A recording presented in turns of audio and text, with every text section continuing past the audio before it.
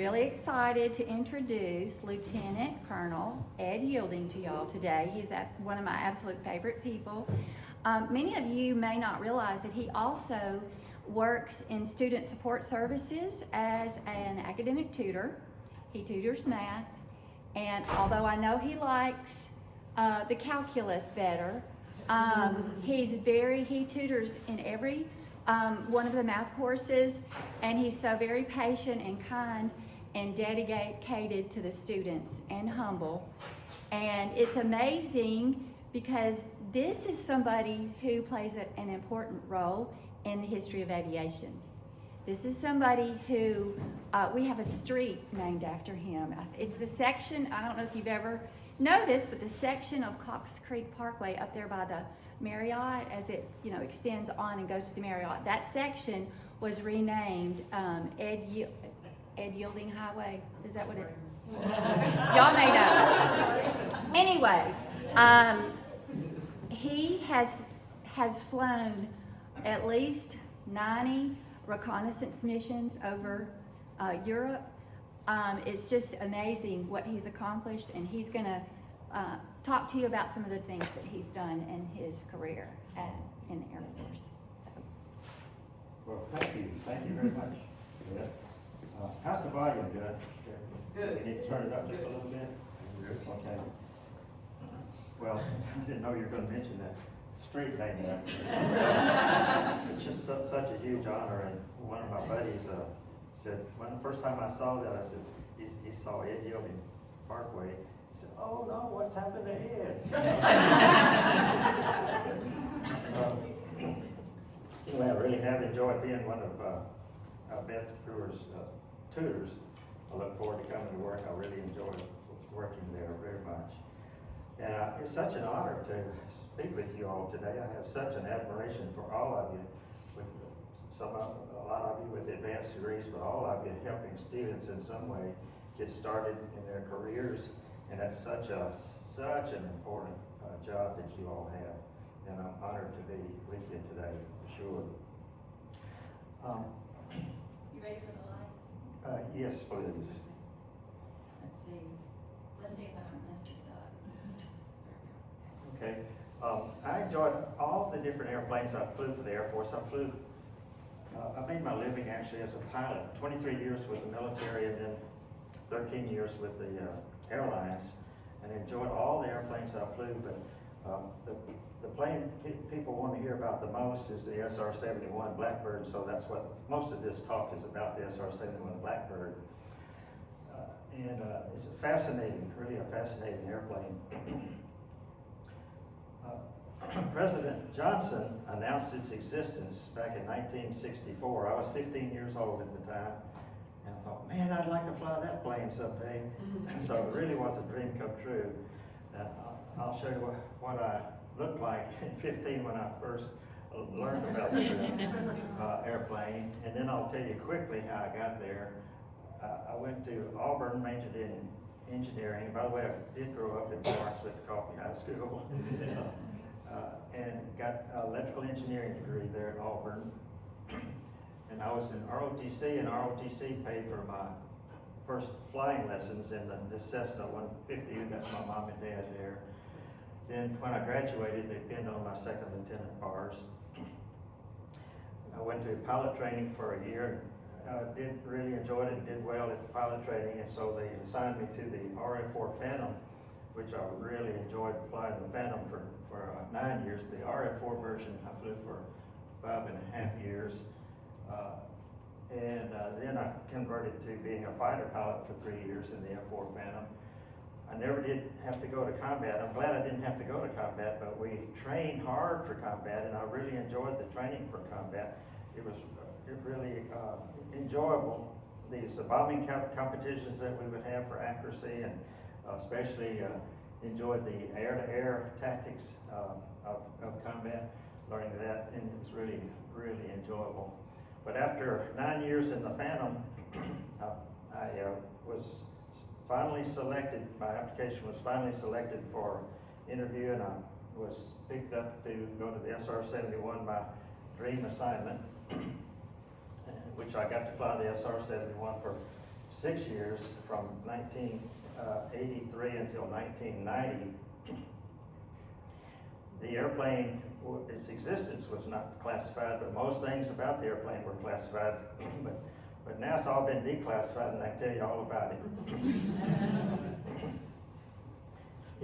Its mission was reconnaissance, and so we took pictures of dangerous areas of the world, mainly around the Soviet Union. So it was built to be the world's fastest, highest flying airplane so that we would not be shot down. So it was actually faster than a speeding bullet, faster than a rifle bullet.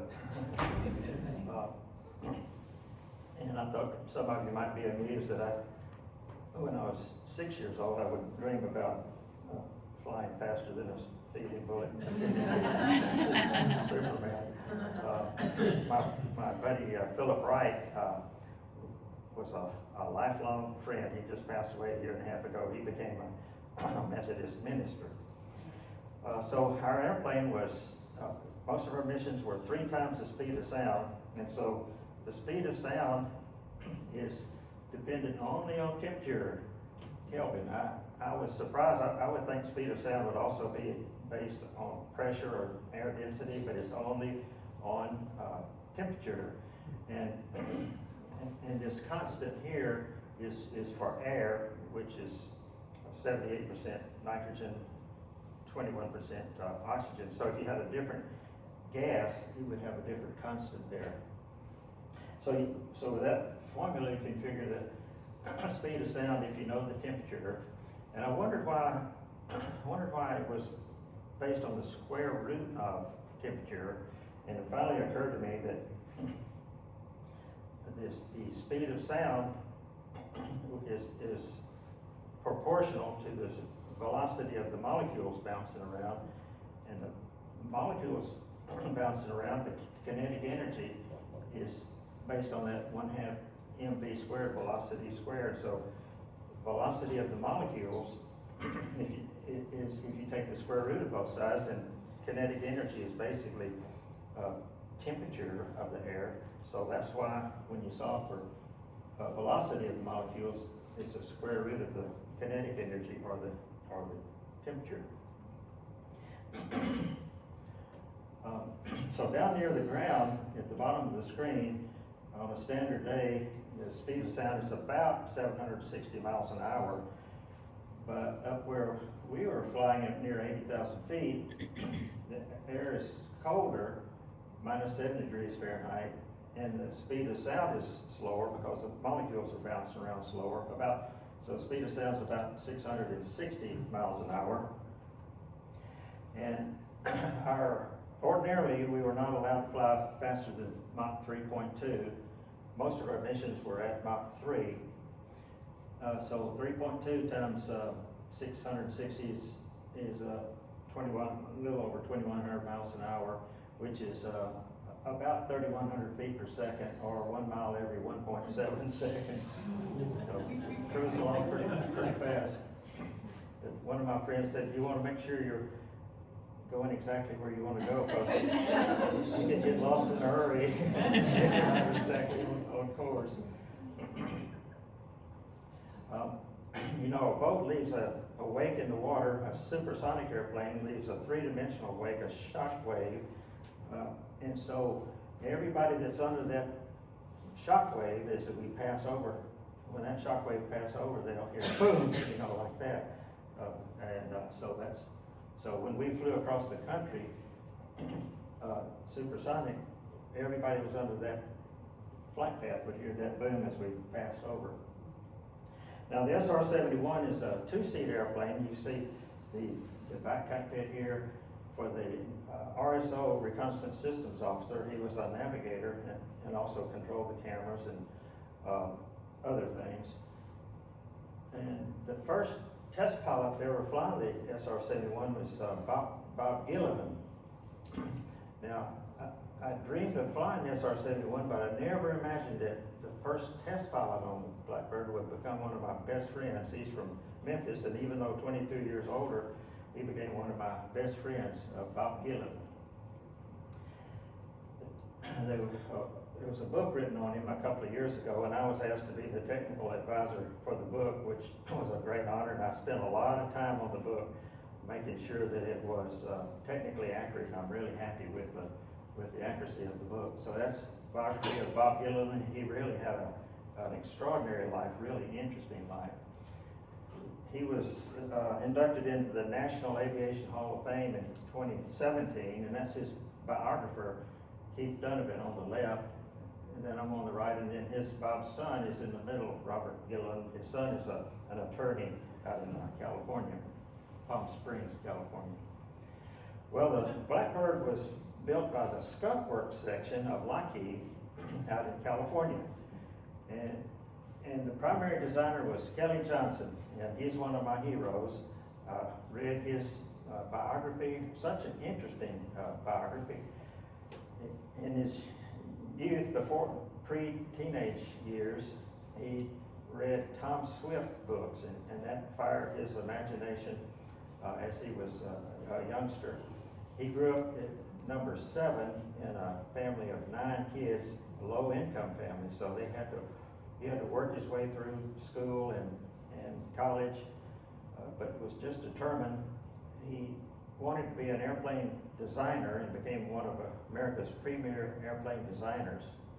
He didn't want to be a full-time pilot, but he made sure that he got at least one flight in every airplane that he designed. And by the way, after high school, he went to community college at his town of Flint, Michigan. He had various side jobs while he was going to community college, and one of them was tutoring math. And he said, in his book, he said that he always enjoyed math and still does in his retirement age. I got to meet his stepson, John Horrigan, out in California, and John showed me his young Kelly Johnson's aviation scrapbook, and John made copies of some of young Kelly's drawings and mounted them in his home. This is the scrapbook that he showed me, put together by a young 13-year-old Kelly Johnson. This is a few of his drawings, and I got a special kick out of this page. It was a newspaper clipping saying that the French have just taken the airplane speed record from the Americans at 278 miles an hour. So Kelly was born in 1910, and at 13 it would have been 1923, even before Lindbergh flew across the Atlantic in 1927.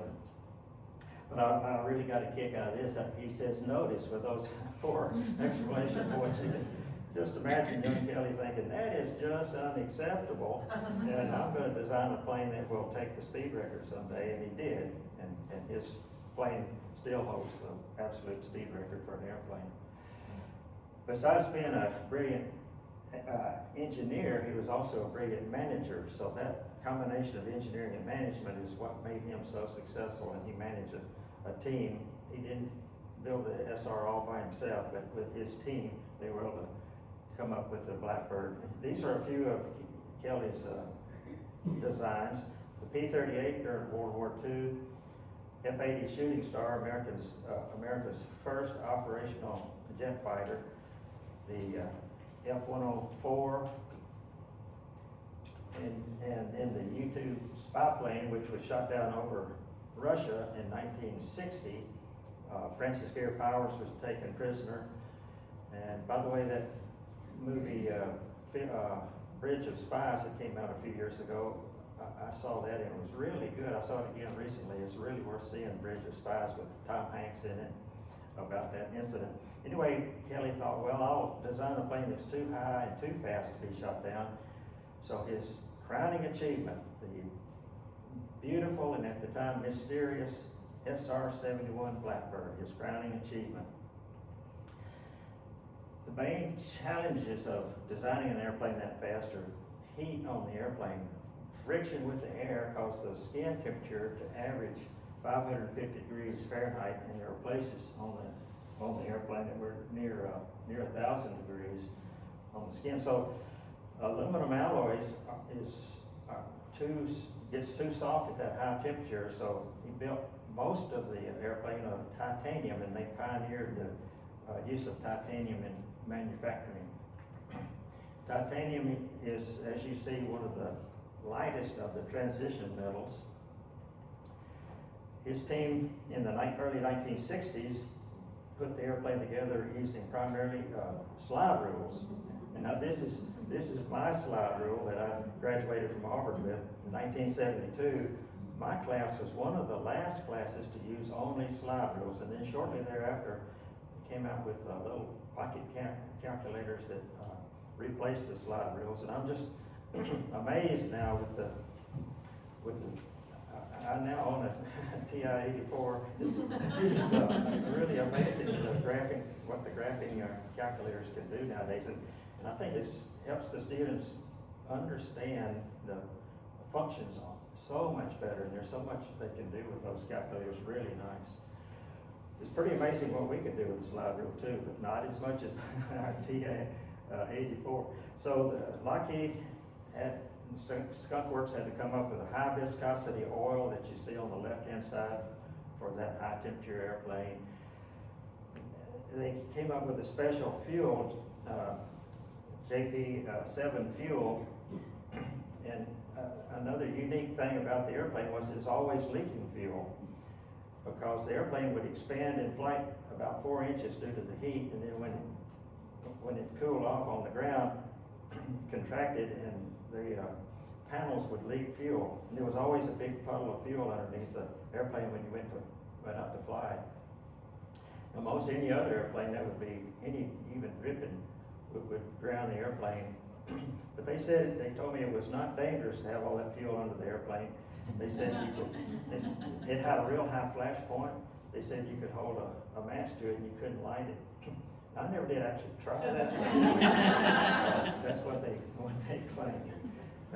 So to ignite the fuel, they used trialphaborane, a special chemical that starts to burn as soon as it comes in contact with air, and it burns hot enough to light the fuel. So every time we started the engines, every time we lit the afterburner, there would be a shot of TEV, trialphaborane.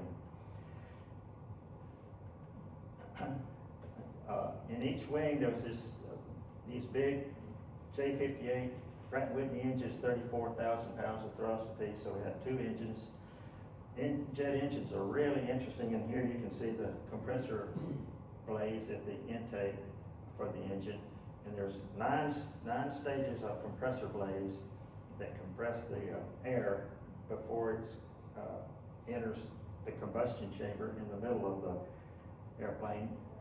Our maintenance troops did a great job maintaining our jet engines, J58 engine, and you can see these black tubes right here, there's 6 of those around the engine, and so when we start passing Mach 2, there's valves that open that allow compressed air from stage 4 of the compressor that's routed around the combustion chamber and around the turbine section of the engine and directly into the afterburner.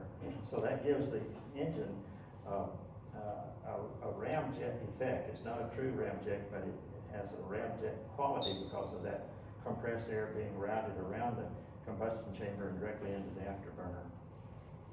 That's the afterburner section, and that's what the afterburner looks like in flight. Now, in front of each engine is a cone or a spike. And the inlet, called the inlet section of the airplane before the air actually gets into the engine, is really a marvelous design.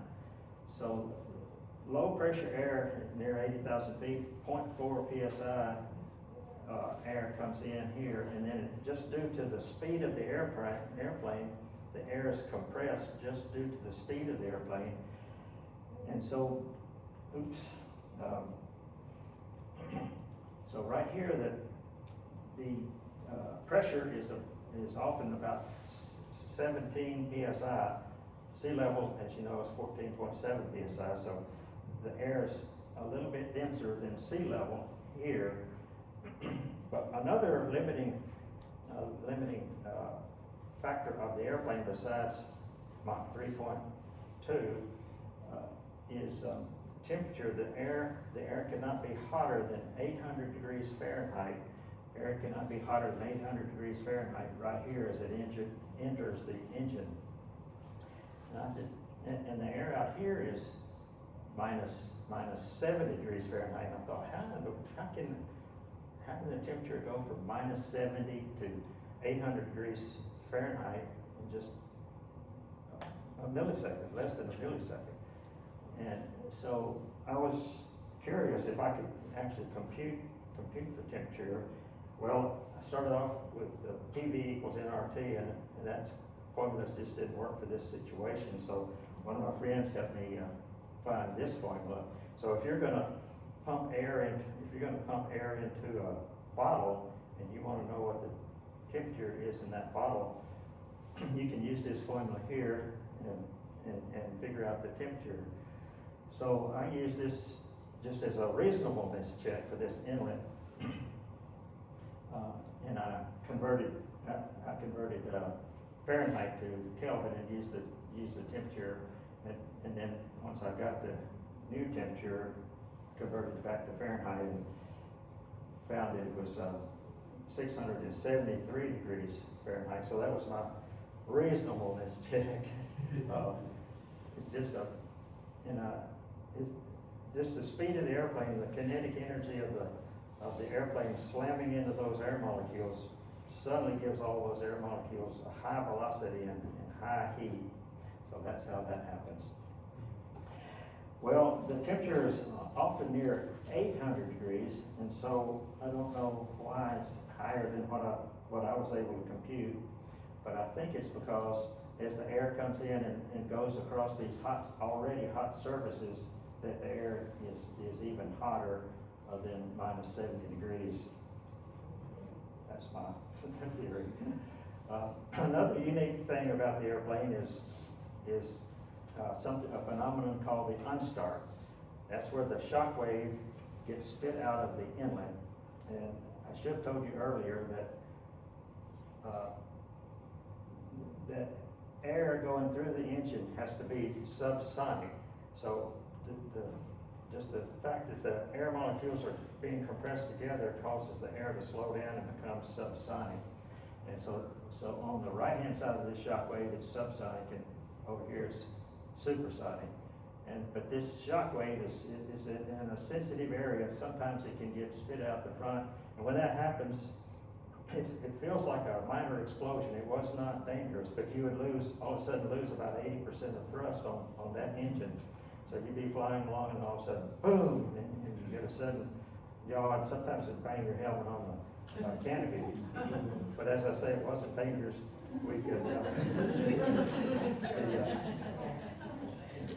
both spikes would then be sent forward, and then the bypass doors open, and everything would be reset in about 10 to 15 seconds, and you'd be on your way again. So our mission was reconnaissance. I flew 93 overseas reconnaissance missions, and then even more training missions in the United States. So we took a lot of pride in our reconnaissance missions. We felt we were gathering important information for our national intelligence agencies, keeping a close watch on the countries that might start hostilities. So we took a lot of pride in that mission. We had cameras on the airplane. The primary cameras were in the nose of the airplane. When I started flying the airplane in 1983, they were starting to use a sensor called ASARs, which is mounted in the nose, and they could change noses depending on what cameras they wanted on that mission. ASARs could take pictures with radar. ASAR stands for synthetic aperture radar, and it was amazing the detail that ASARs could get, almost as good a detail as an optical camera. Really amazing. So that made the airplane more useful, and that we could get pictures at night and through the weather. We were based at Beale Air Force Base, north of Sacramento, and we would be sent temporary duty to Mildenhall, England, and to Okinawa, Japan. And so from those three bases, we would fly our worldwide reconnaissance missions. At Beale, between Blackbird flights, we would fly this little T-38. It was a lot cheaper to fly and help us practice our instrument procedures, formation work, and aerobatics. It's fun to fly. Most of the pictures of the Blackbird are taken by T-38 in loose formation with the Blackbird. We flew the Blackbird with a pressure suit always because the airplane got its best fuel economy at Mach 3.2 near 80,000 feet. That was its best fuel economy. So we always flew with a pressure suit. Our cockpit was pressurized to equivalent of 26,000 feet. But if you lose cockpit pressure, and if you're above 63,000 feet, you don't have enough pressure on your body, and your blood starts to boil. And you know, it always ruins your whole day when your blood starts boiling. So we wore a pressure suit as a safety backup to losing cockpit pressure. The pressure suit was pretty comfortable to wear. It had air conditioning tubes through it. We could adjust the temperature and airflow. Because our cockpit was at 26,000 feet, we had to breathe pure oxygen through the flight, and these are the leads for the oxygen. We also had a valve right here we could use to keep ourselves hydrated. We had a plastic bottle with Gatorade with a long tube. We stick that tube in that valve and hold the Gatorade up like that and get a little moisture. This is Kurt Osterheld, who I was crewed with for a couple of years. Really a great guy. He was an RSO from Wisconsin. And so on a typical mission, we'd be sitting out in the plane in this van, and we might get there any time of day or night. Here we are arriving right at sunrise. It was just a coincidence. Since we had ASARs, we weren't too concerned with where day and night was during the mission. So now the sun is shining into the hangar there, and we have these pressure suit experts helping us get all hooked up with a seat belt and parachute, survival kit, air hose for our suit, oxygen leads, and communications leads for our speaker and microphone. And this is what our 1960s cockpit looked like. They updated the airplane through the years with new computers and new software, new sensors, various other new things, but they never had to update the pilot presentations, and those 1960 pilot presentations worked just fine.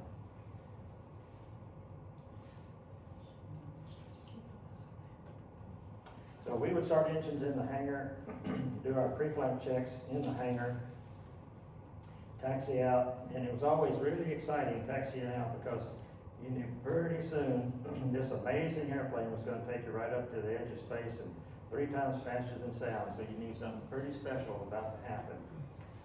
Taxi onto the runway, like the afterburners, always a kick in the pants when the afterburners would accelerate rapidly down the runway, lift the nose 180 knots, which is about 210 miles an hour, lift off at 210 knots, which is about 240 miles an hour, climb out at 400 knots, about 460 miles an hour, and it was 2 minutes from brake release to our initial level off at 25,000 feet, 2 minutes to 25,000 feet, where we would join with a tanker and air refuel. And it seems funny that we would air refuel first thing, but we always took off with half a load of fuel for safety reasons, because if we were just lifting off the ground and lost an engine, completely heavy weight, we might not be able to control the airplane. So for safety, we took off half loaded of fuel, climbed up, got a full load of fuel in there. If we lost an engine, we were going fast enough that we could bring the airplane back safely and land it. The airplane held 80,000 pounds of fuel, which is about 12,000 gallons of fuel.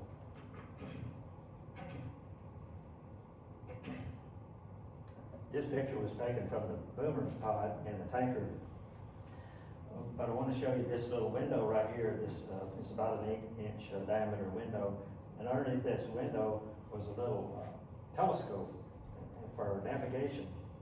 So we didn't have any GPS, and we couldn't depend on the Russians to give us accurate navigation for our navigation. And we had an inertial navigation system. But then the inertial navigation system would be updated by the stars. So that little telescope would slew around and find a star, search for it, circular motion till it found it, lock on, and then measure that angle. And we continue to automatically update the inertial navigation system on the airplane. I thought that was really pretty slick for early 1960s technology. So for that to work, the backseater had to dial in what day of the year you're flying, and they had a real accurate clock in the airplane, so it knew where the Earth was in its revolution and where the Earth was in its rotation. So it was pretty amazing, early 1960s. So we get a full load of fuel back away, light the afterburners, and took about 20 minutes then to climb up to near 80,000 feet.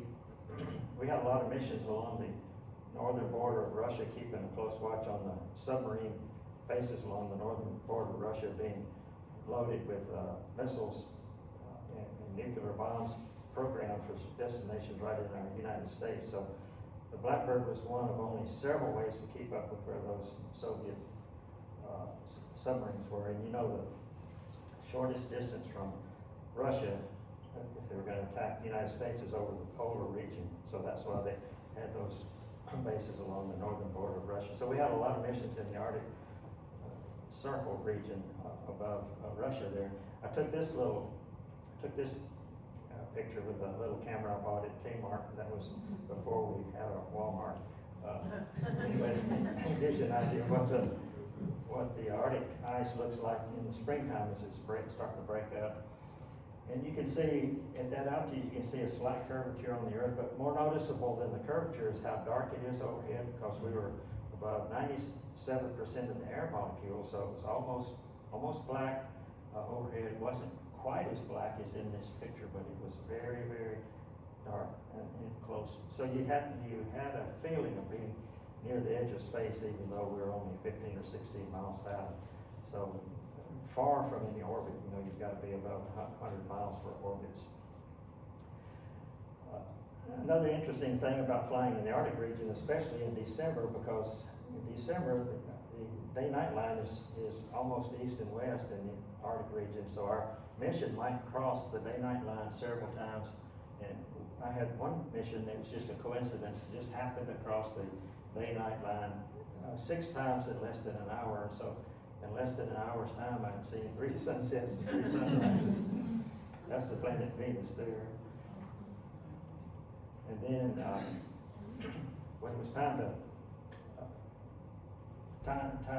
refuel again or to bring it back to the base, we would descend and it would start leaving a contrail typically around 40,000 feet, but typically a contrail between 25,000 feet and 40,000 feet. Here we're going right by Mount Lassen on our way back to Beale Air Force Base in California. Put the landing gear down, fly final approach, 175 knots, about 200 miles an hour. Flare, touch down, and deploy this big orange drag chute. That drag chute gets you slowed down in a hurry. We taxi into the hangar. And it was always a great feeling of satisfaction after every Blackbird mission. We had just flown the world's fastest, highest flying airplane, but best of all, we felt like we had just done something important for our country and for the cause of freedom. So it was always a great feeling of satisfaction after every Blackbird mission.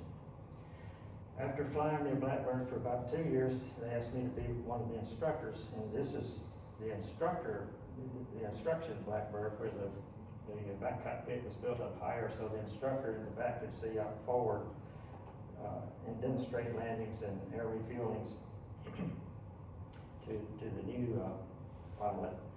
It was always really an honor to train somebody in the Blackbird. Every pilot new to the Blackbird already had about 10 years of high performance jet experience like I did. Here I just instructed Jim Hossell on his very first Mach 3 flight. The other guys come out and congratulate him on his first Mach 3 flight. The patches that we wore on those green flight suits were these, and you can see the word Habu here. And the Habu is another nickname for the Blackbird. Habu, and that nickname was given to us by the Okinawans. Over there in Okinawa, they thought that our long, sleek, black airplane with its flattened nose reminded them of their highly poisonous habu snake. So they started calling the Blackbird the habu, and that name caught on, and now it's known almost as well as habu as it is Blackbird.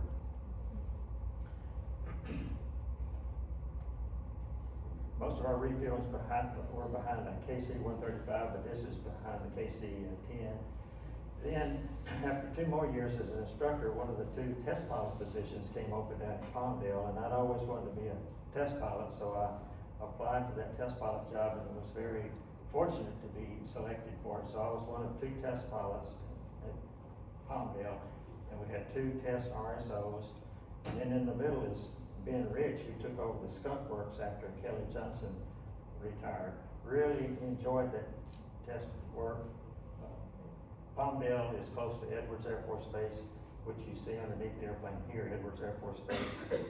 Edwards Air Force Base was built on the edge of Rogers Dry Lake, which you see here. It's a 10-mile long hard surface dry lake, and so that's the reason that Edwards has been the premier flight test center for America since the 1940s, because if you're testing an airplane, lose an engine, you can glide in and land on that 10-mile long hard surface dry lake, Rogers Dry Lake. In the early 80s, they put black lines on Rogers Dry Lake for the space shuttle to have something to line up on, and those first space shuttle missions in the early 80s would land in Rogers Dry Lake. Sometimes we would go out and watch the shuttle land, and then a few days later watch it taxi out on the back of that big NASA 747 majestic site on its way back to Cape Kennedy. Then in late 1989, Congress voted to retire the Blackbird because it was expensive to fly and because of advances in spy satellites and unmanned reconnaissance airplanes. So Congress voted to retire the Blackbird. We were so disappointed because we love flying the Blackbird. And they decided to retire it even though they had spent millions of dollars on upgrades for the airplane that we'd been testing for over the last couple of years. So that was their decision. So they asked me to, on our last test flight, they asked me to make some passes for Lockheed employees at Burbank, and that's where the Skunk Works was. And since then, they have moved the Skunk Works from Burbank up to Palmdale. But it really was an honor to make those passes for the Lockheed employees.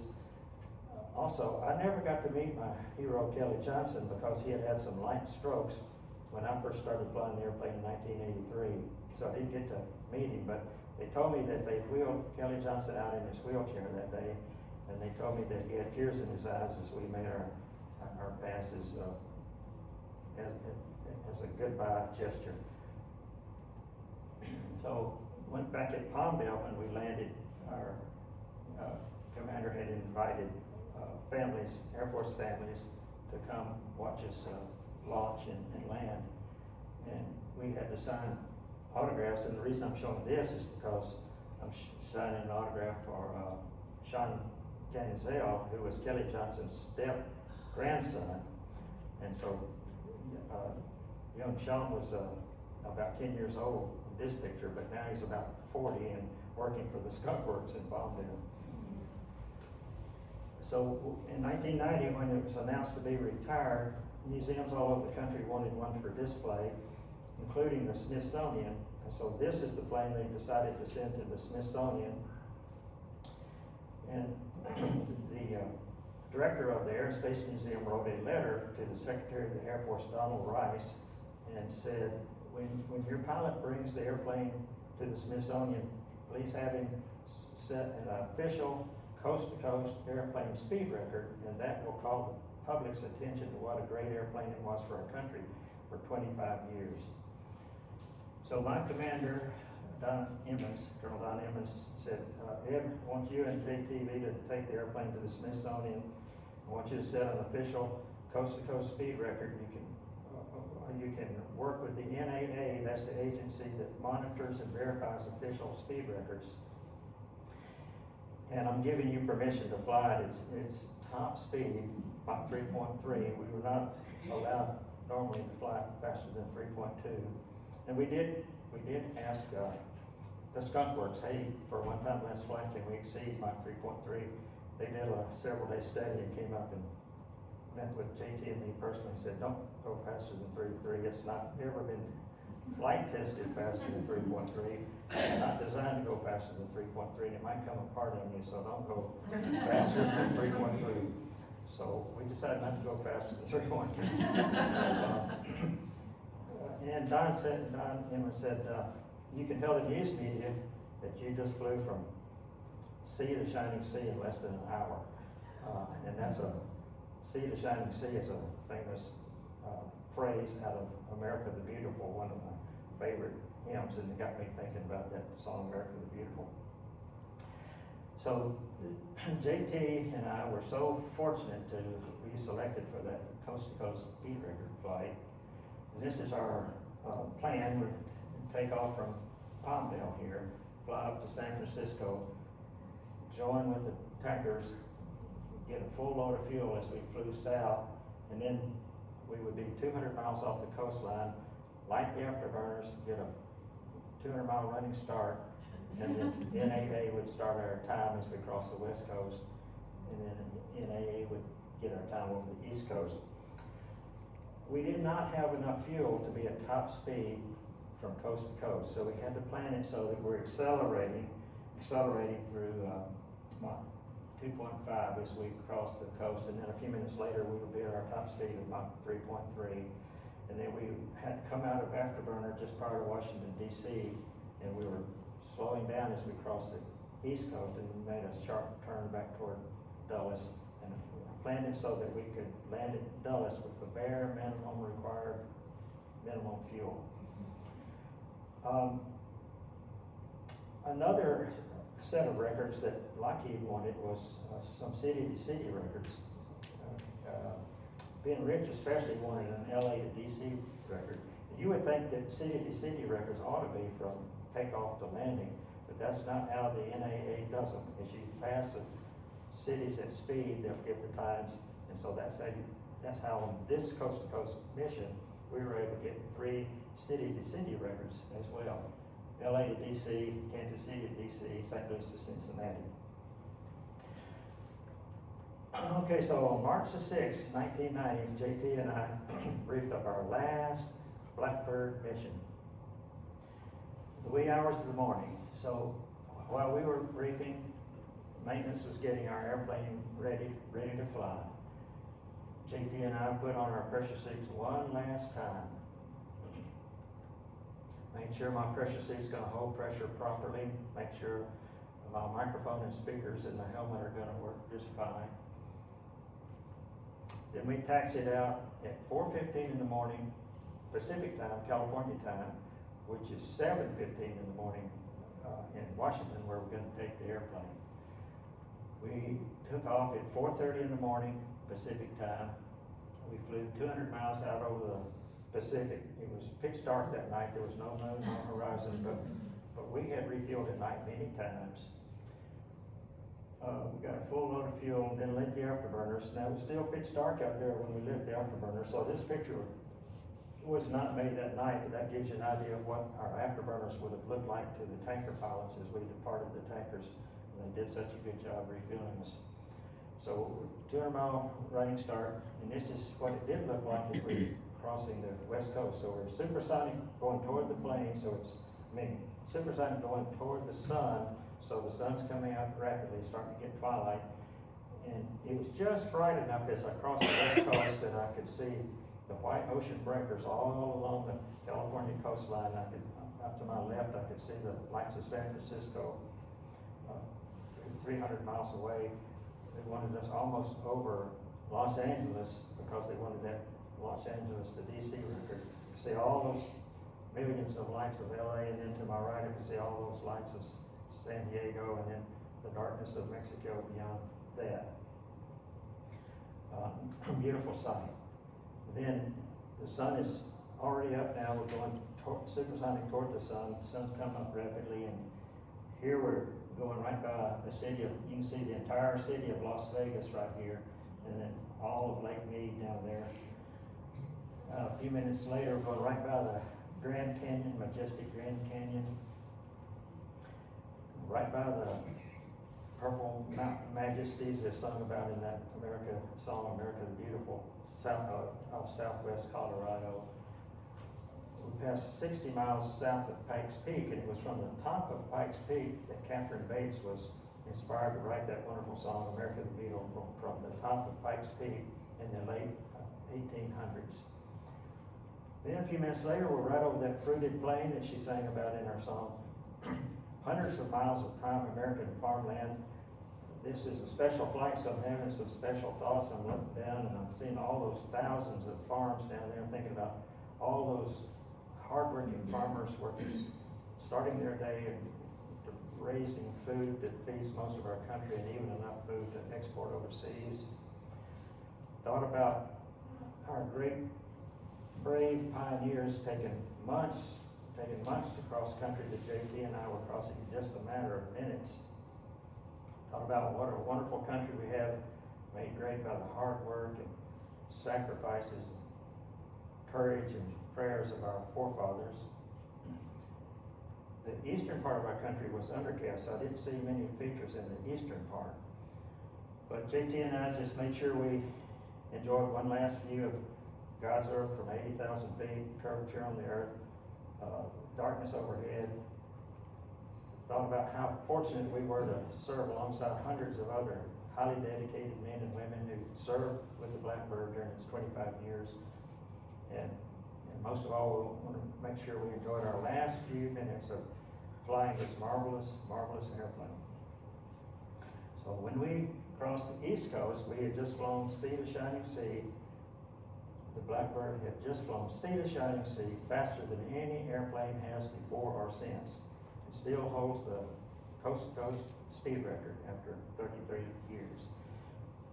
So NAA gave an initial estimate to the news media of something over 68 minutes, and so that figure was in the news the next day, and you see it's still written some places, but the NAA monitored their tapes, reviewed their tapes, and decided that 67 minutes, 54 seconds is the exact correct time, so that's the coast-to-coast speed record time.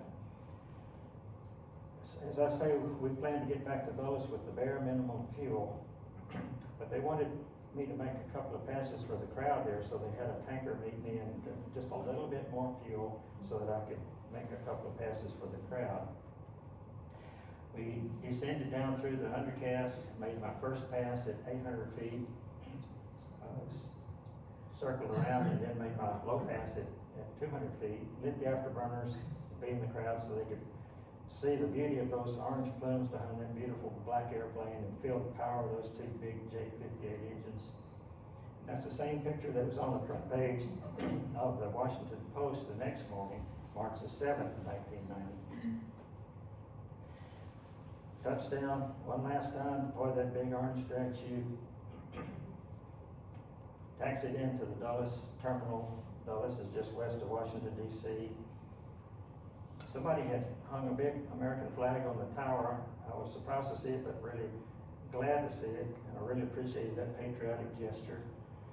Our maintenance troops were there from Palmdale to Chocolate Hills, and I'll never forget the combination of feelings as we got out of the airplane. We were just excited because we just set some speed records, but mostly feeling sad about it because that was going to be our last Blackbird flight together, and it would be the last time that wonderful airplane would ever fly. So we were mostly feeling sad about it. Ben Rich was there to give us a thumbs up signal. And a short plane-side ceremony as the Air Force passed the airplane over to the Smithsonian. That's Dr. Harwood who wrote that letter requesting the coast-to-coast speed record. Ben Rich talked about what a great job it had done for our country for 25 years. And these are the Air Force officers that passed the airplane over to the Smithsonian. On the left is Al Jewers, who was the pilot for the Blackbird that set the official, absolute level flight speed record for an airplane, 2,193 miles an hour back in 1976. And next to him is Brigadier General Buck Adams, who set a London to LA record in 1974 in the Blackbird. In the middle is Senator Warner, who came out because we had just landed in his state of Virginia. They presented JT and me with coast-to-coast speed record certificates, which we really appreciated, but we both knew and know that it's really the Blackbird's record. We were just lucky to be the crew that day. Any of the crews had the skill to fly that flight, and so JT and I were just really fortunate for that opportunity. So we think of it, and it is the Blackbird's record. Mom and Dad had driven up from Florence to hug my neck when I arrived. I was so surprised to see them on the tarmac. I expected them to be up there with the crowd at the tower, but somehow they were able to talk their way down and hug my neck. I'm so proud of my mom and dad. They're my two main heroes in life, mom and dad. They were both teenagers during the Great Depression. Dad, right out of high school, served our country 3 years in the Pacific, World War II, and then went to school on the GI Bill, became a TVA engineer and served with TVA for 35 years. Mother, while he was in the war, got her nursing certificate. She was a nurse in her younger days, became a school teacher in her middle age, and got her master's degree in library science, became a librarian at Underwood School and also Central. I'm the oldest of 5 that they raised, and then when my aunt and uncle were killed in a car wreck in 1969, they took in 4 of their kids and loved them like their own. So these are 2 real heroes, mom and dad, and we sure miss them. But besides wonderful parents, though, I had really excellent teachers in public school in Florence. We had an active church youth group at our Methodist church. We had an outstanding Boy Scout troop. So I feel really fortunate to have grown up in North Alabama. Next thing, we talked to the media and told the media what it was like to fly the Blackbird. And then that night on TVs all over the country, there were short news segments about the Blackbird's flight that day, retirement flight. And here's one sound. The victim of the Pentagon budget cutting, but the SR-71 reconnaissance plane is not going quietly. It was the sonic boom you heard in the San Fernando Valley this morning, as John Marshall reports. The story begins here. Lockheed's Advanced Development Projects, better known as the Skunk Works. In the early 60s, Kelly Johnson and a team of engineers set out to build a plane that would fly faster than a speeding bullet. And that it has, for 25 years. The story ended early this morning at Air Force Plant 42 in Palmdale. Lieutenant Colonels Raymond Yielding and J.D. Vita put on their spacesuits for one last historic flight. Mach 3, 3 times the speed of sound, coast to coast, Los Angeles to Washington.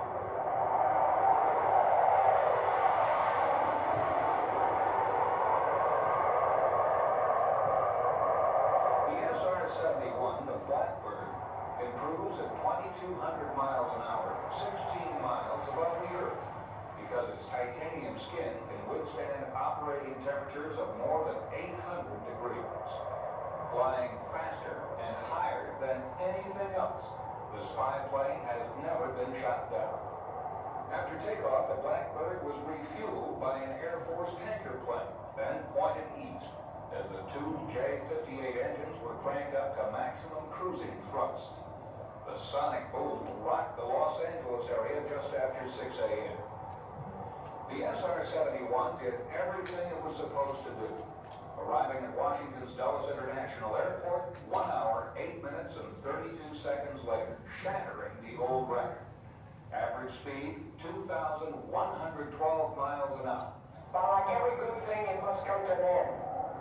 So let me say and conclude by saying goodbye to this magnificent, sophisticated flying machine. Bye-bye, Blackbird.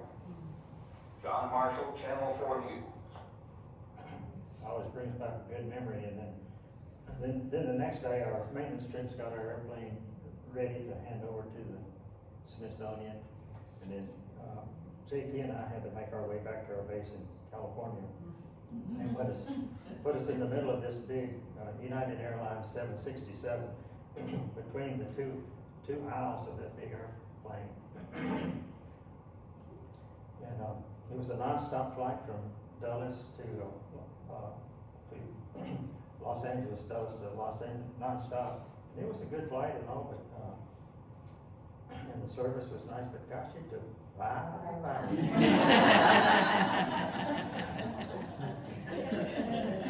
This represents the retirement of the Blackbird. These are the records we did that day. Coast to coast, 67 minutes, 54 seconds. LA to DC, 64 minutes, 20 seconds. Kansas City, DC, 25 minutes, 59 seconds. And then St. Louis to Cincinnati, 8 minutes, 32 seconds. And that was, on that record, we were able to be at our cruise speed the entire distance. So that average speed was 2,190 miles an hour, 3 miles an hour slower than the absolute speed record set back in 1976. So the airplane is now on display at the Smithsonian's Udvar-Hazy Center near Dulles. The airplane is displayed right in the center of the museum, and in the back you can see the Space Shuttle Discovery, and it's full of interesting airplanes. Really a great museum. You can easily spend hours in there. They have JT's pressure suit on display there. My pressure suit, I'm told, is now on display at the Airspace Museum now close to the Capitol.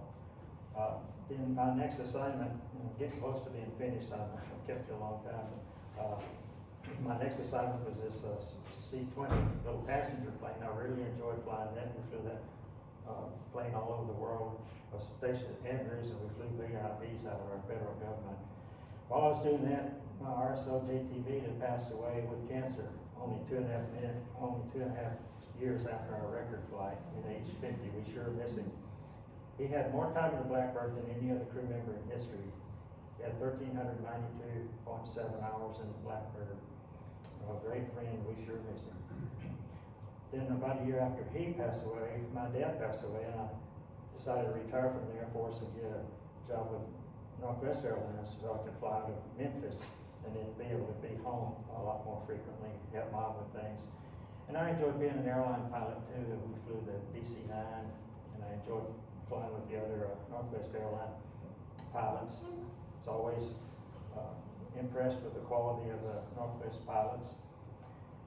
And then after 9 years with the airline, I had enough seniority then to become the most junior first officer on the big 747, and I'd always wanted to fly that.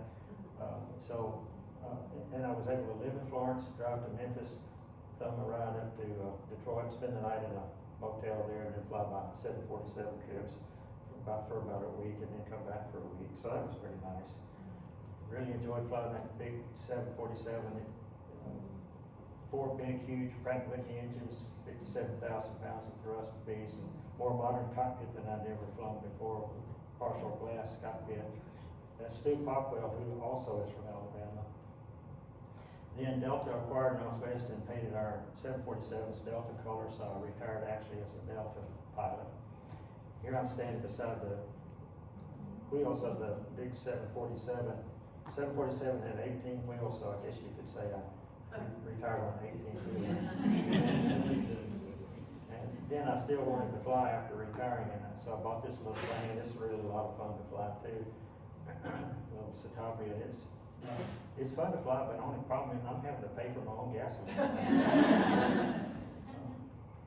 And I just want to put a quick plug in for our Veterans Park over in Florence. We have an F4 on display there, and Cobra. This is Randy Chapin. He and his dad do volunteer work out there every day, and it's a really nice veterans park over there. In 2013, Mayor Haddock asked me if I would be part of the ribbon cutting ceremony for the new F4 that Randy Chapin was able to get for our country. And so a bunch of my F4 friends came from out of state to join us on that special day. it was a good excuse for a little mini reunion. Some of us decided to line up in the same order that we had lined up 33 years earlier in 1979. I don't know if you see any difference in us then and I'm kneeling over on the far right, and then I'm proud of all these guys, but the tall lieutenant on the far left, Kevin Chilton, he wound up retiring as a 4-star general. So we're really proud of Kevin. He was so good to come out that day to be with the rest of us. I like to end my presentation with this slide. That same day, I had my picture made with my good friend Carl Poole.